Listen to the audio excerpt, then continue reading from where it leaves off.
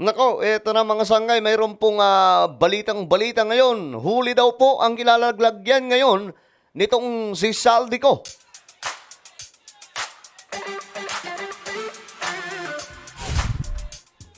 Yo, magandang oras po sa lahat ng mga taga-subaybay, sa lahat po ng mga solid sangkay na talagang namang solidong sumusuporta. At ito nga po, pag-usapan po natin itong si Saldico na ngayon nabisto, natagpuan di umano ang lokasyon. Bago tayo magtuloy-tuloy sa mga hindi pa po dyan nakakapag-subscribe, parami po tayo ng parami, no? Malapit na po tayo makarating sa 2 million subscribers.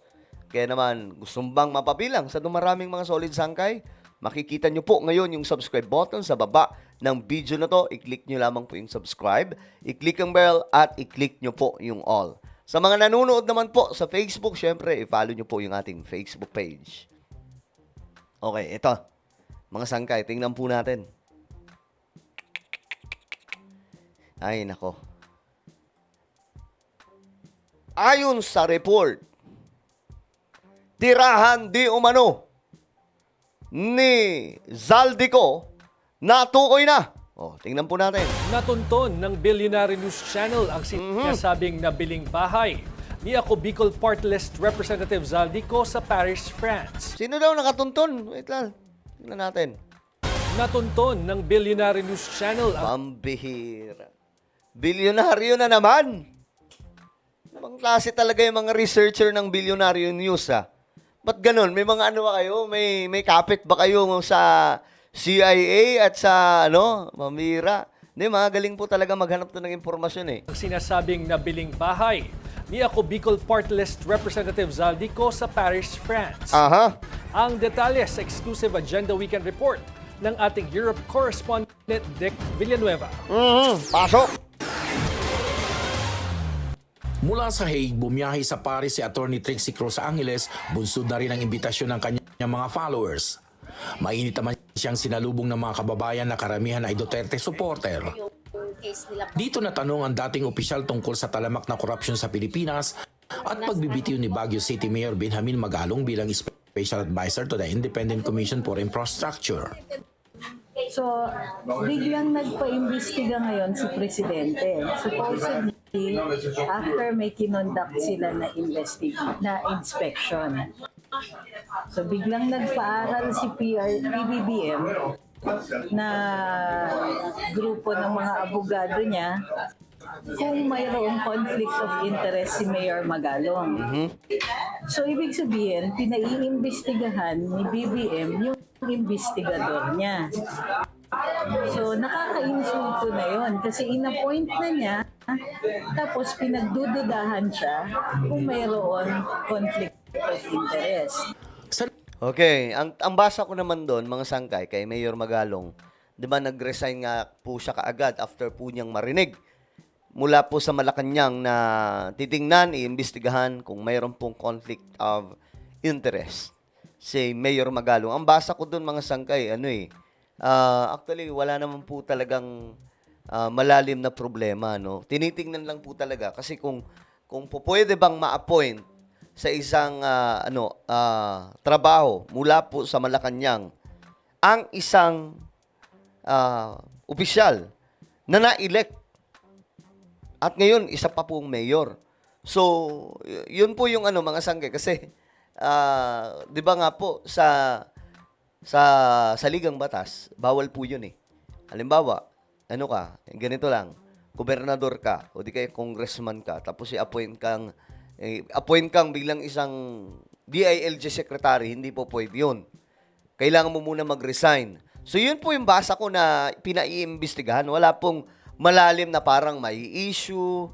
Hindi ko po nakikitang ganun, mga sangkay. I don't know sa ibang pagkakaintindi sa ganung klaseng pangyayari. Ano sa tingin nyo? Sa nangyaring welfare visit kay FPRRD sa ICC Detention Center ng Embahada ng Pilipinas sa The Hague, Netherlands. Standard yung welfare check. Ginagawa talaga yan ng DFA tsaka in coordination with the DMV, yung Department of Migrant Workers. Depende kung sino yung nakadetain. Pero kailangan coordinated yan with the lawyer. Lalo na kasi yung Philippine government, halos yun na yung prosecutor. Diba? Tumutulong sila sa prosecution. Ibig sabihin, kalaban yon. So hindi pwedeng i-interview yung akusado ng kalaban. Lalo na wala yung lawyer. So kahit sabihin pang welfare check, sabi ni Attorney Kaufman, baka nag-gather lang sila ng intel kasi meron silang application for dismissal. Tungkol naman sa interim release ni FRRD, To raise the question. Hinihiling kasi si interim release. Yes po. So subject to conditions. Mag-impose ang ICC ng sarili nilang conditions, tinanggap na yon. Tapos yung isang requirement is may tumanggap na host country. So tumanggap na daw yun. Dati sinasabi nga ni Inday, several countries interesado, pero hindi nila binabanggit talaga which one. Yes po. Kasi pwede may danger na mag-intervene yung Philippine Yes, government para hindi siya makapunta doon. samantala, tukoy na ang di umano'y nabiling bahay ni Ako Bicol Party List Congressman Zaldico sa Paris. Ito na, mga sangkay. Tukoy na daw po. Grabe, yaman, no?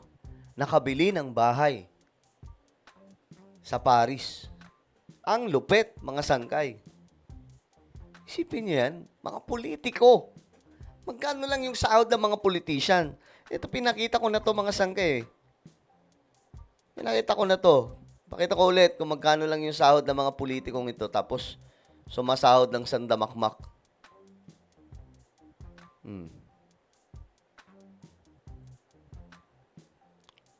Pakita ko lang para ma-check po natin, mga sangkay, kung magkano yung sinasahod ng mga yan.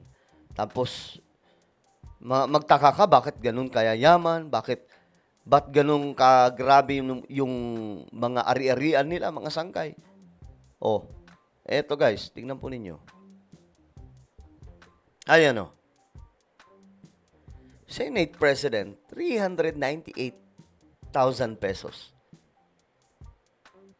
Kasama po yung speaker. Ang senador, 334,000. Congressman, same, 334,000. Yung mga sekretary, ganyan lang po, mga sangkay kababa. But how come na itong mga taong ito nakakabili ng mga ari-arian? Ganon sila kaya yaman sa ganitong sahod, guys. Kita nyo, mga sangkay, si Zaldico, nakabili ng bahay sa Paris. Isipin nyo kung magkano yan. Ibig sabihin, mukhang malaki-laki. Hindi lang basta malaki. Sobrang laki ng nakulimbat. Grabe, no? Ayon sa ating source, matatagpuan ito sa 31 Avenue Montan sa 8th District ng Paris. Hindi gaanong makita ang buong harap ng building dahil under renovation ang ground floor na butik ng isang kilalang brand.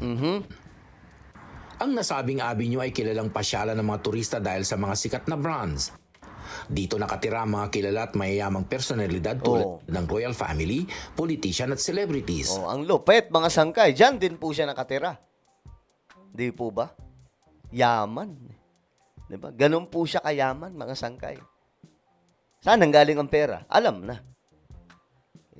Sako-sako raw Mali-maleta, dinadala, di ba?